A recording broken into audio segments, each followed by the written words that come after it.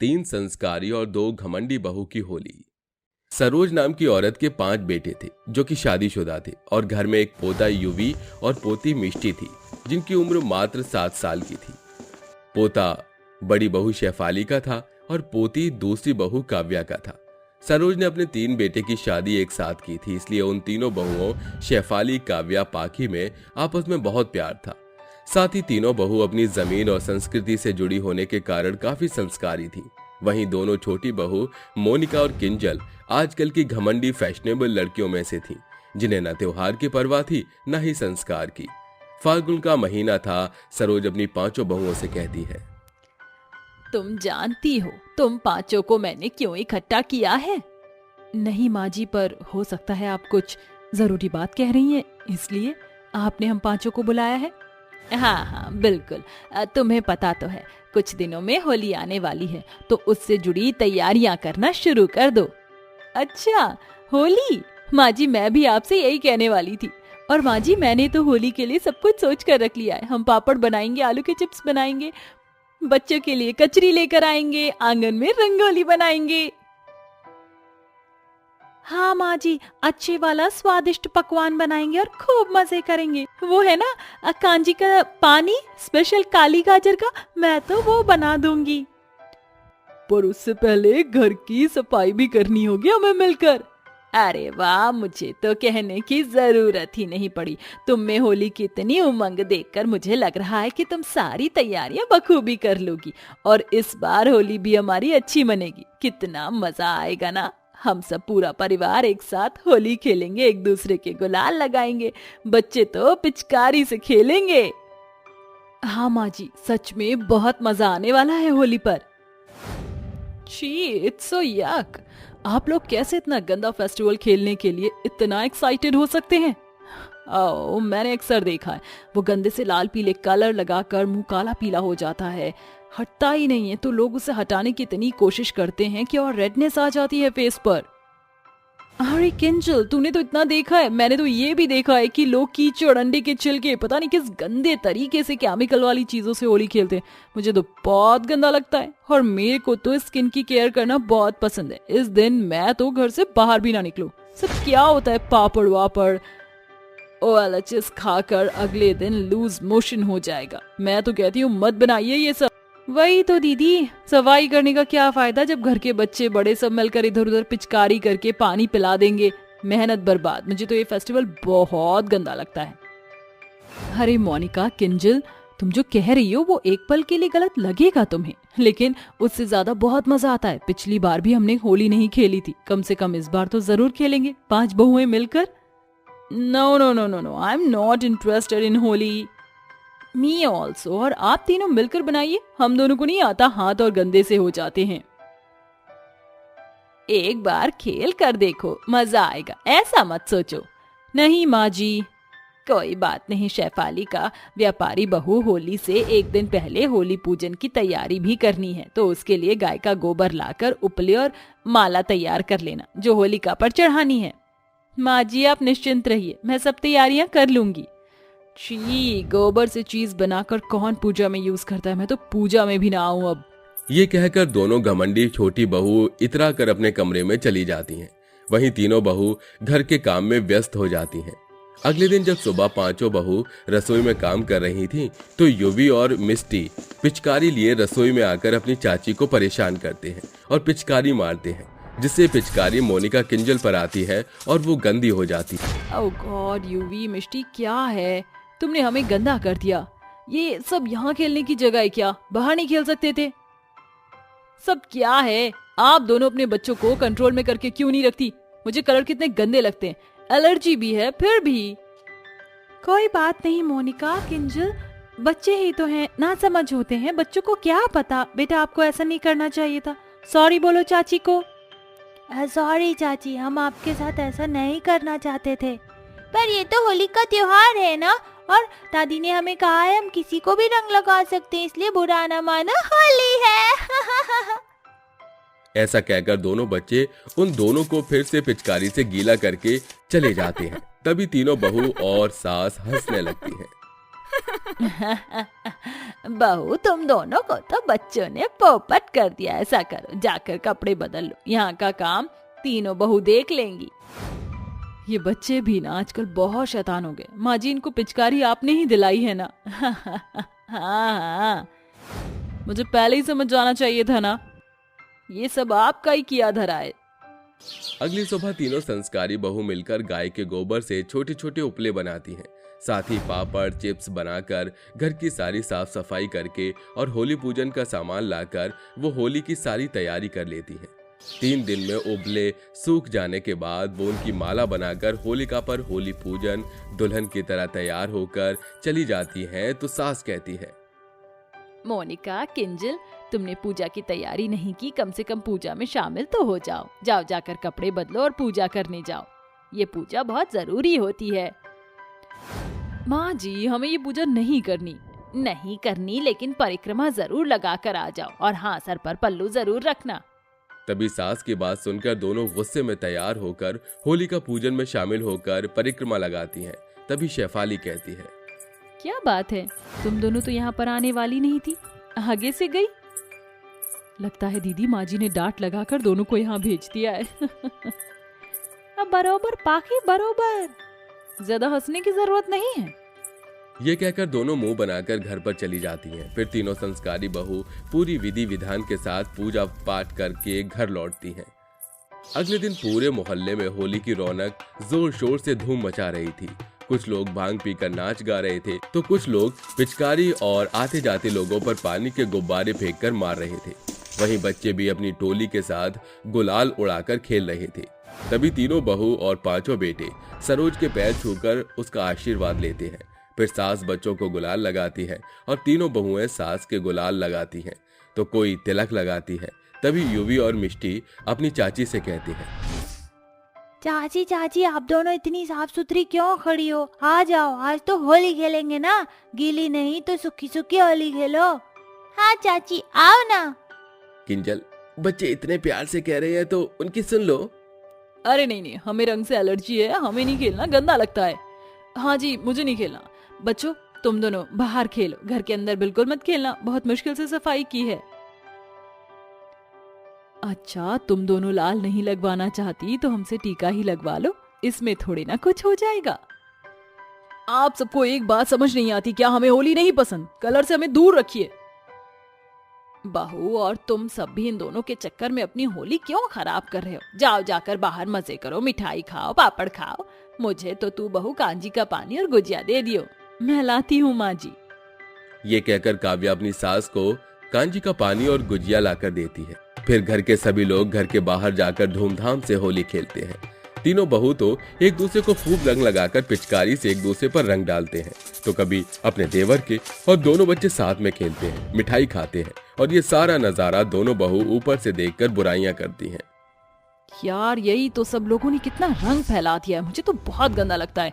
ये होली पर इनको इस तरह मजा करता हुआ देख मेरा बहुत मन कर रहा है कि मैं भी इनके साथ शामिल हो जाऊं। दीदी, मन तो मेरा भी कर रहा है, बच्चे क्या बूढ़े क्या सब कितनी खुशी से होली सेलिब्रेट कर रहे हैं।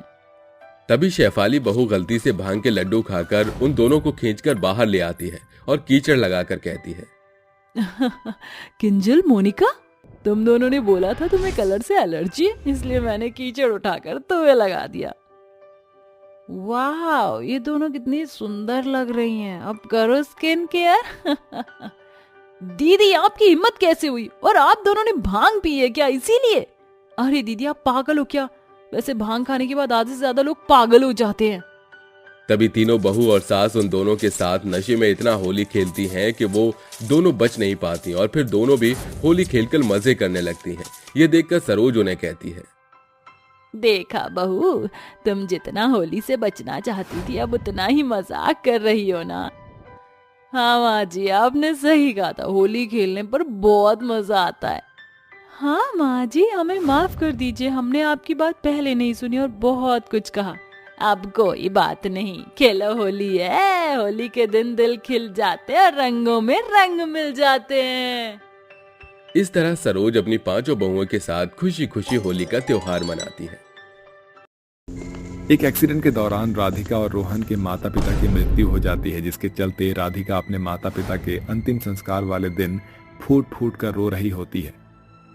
माँ, पिताजी, आप चले गए। इतने दिनों से तो हम एक साथ होली मनाने का सपना देख रहे थे, लेकिन आपने तो हमारा साथ ही छोड़ दिया। अब मैं अकेले अपने भाई रोहन का ख्याल कैसे रखूंगी? दीदी, रोना बंद करो, सब कुछ ठीक हो जाएगा। माता पिता हमसे दूर नहीं गए हैं, वो हमारे पास ही हैं। हम दोनों के हृदय में है वो हमेशा। अपने भाई के मुंह से ये सारी बातें सुनने के बाद राधिका को थोड़ी सी संतुष्टि मिलती है। वो दोनों मिलकर अपने माता पिता का अंतिम संस्कार करवा देते हैं, जिसके बाद वो दोनों अकेले ही रह जाते हैं। राधिका के माता पिता दोनों ही होली के समय होली का सामान बेचकर अपने घर का गुजारा कर रहे थे, लेकिन राधिका अभी छोटी थी। वो कैसे अपने भाई के पेट के लिए कुछ कर पाती। दीदी दीदी, मुझे बहुत जोर से भूख लगी है, कुछ खाने को दे दो ना। मेरे पेट में दर्द हो रहा है बिना कुछ खाए। भूख तो मुझे भी लगी है, लेकिन मैं क्या करूं? कुछ समझ नहीं आ रहा। तुम यहीं बैठो, मैं रसोई में देख कर आती हूँ। क्या पता कुछ खाने के लिए रखा हो। राधिका रसोई में जाती है, लेकिन वहाँ पर सारे बर्तन खाली पड़े होते हैं, जिसे देखकर राधिका बेचारी मायूस हो जाती है। ये क्या, यहाँ तो एक भी बर्तन में खाने का कुछ भी सामान नहीं है। अब मैं अपने भाई को क्या खिलाऊंगी?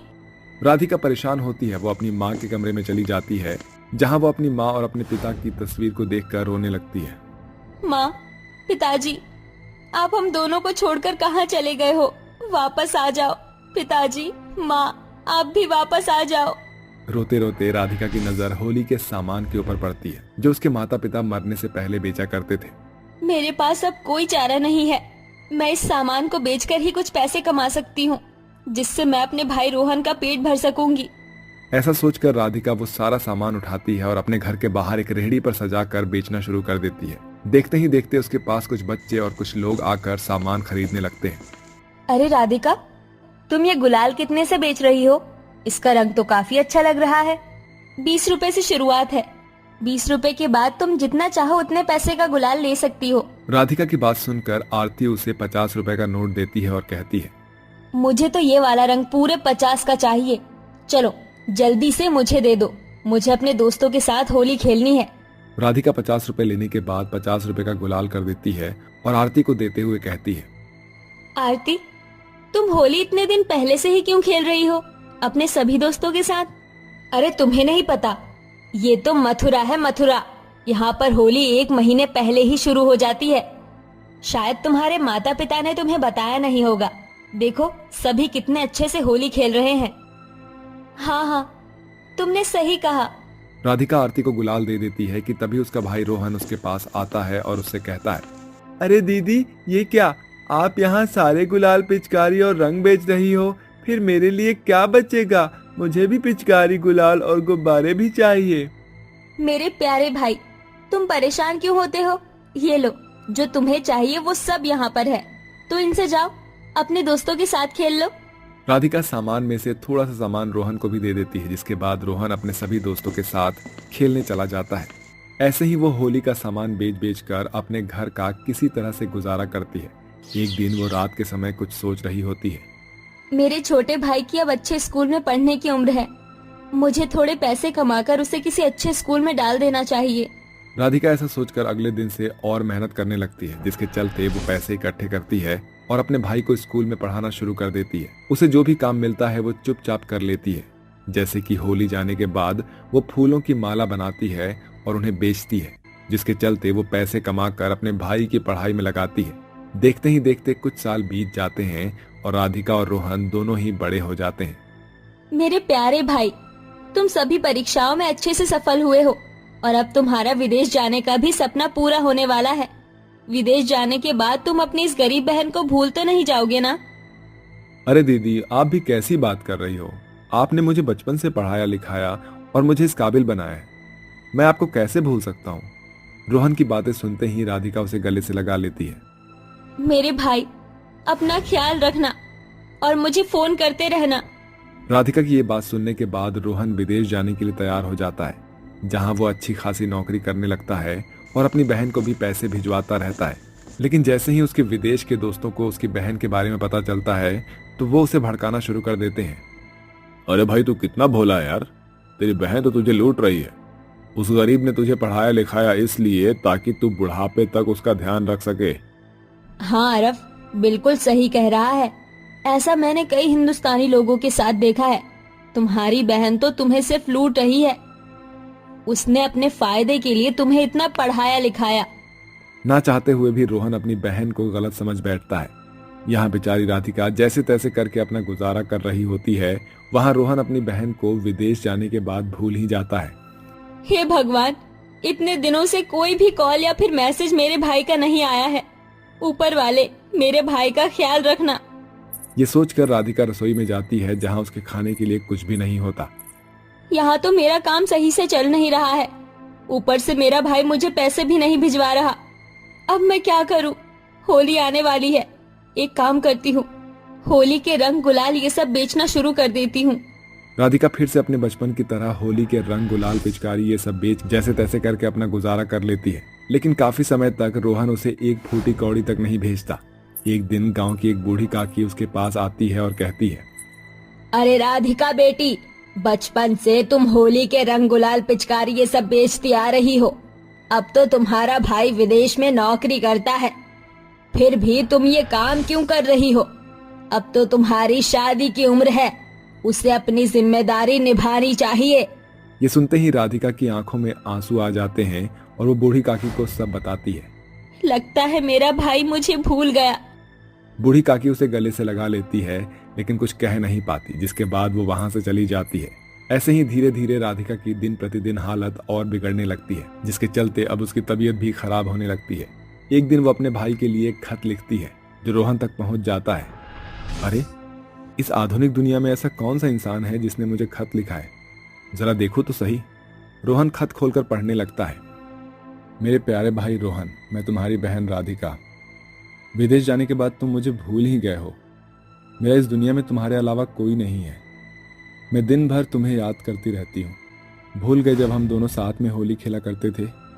देखो होली आने वाली है, अपनी मरती हुई बहन के साथ आखिरी बार होली खेलने वापस लौट आओ।